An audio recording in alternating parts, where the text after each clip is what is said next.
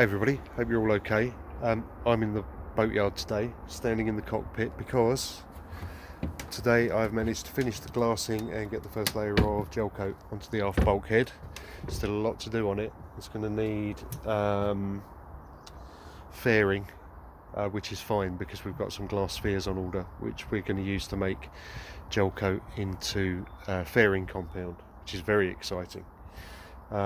There's going to be a lot of work to get it cosmetically as good as we want, but I think maybe one more layer of gel coat and then I can bring it into position and install it, get sealant around the top,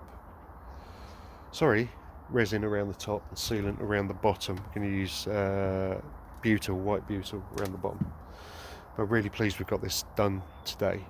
Today's Tuesday. I'm going to come back tomorrow, so the episode that features all the work that I've done today will be up either Thursday or Friday, depending on the weather. If it's dry again on Thursday, I'll come back and do some more work.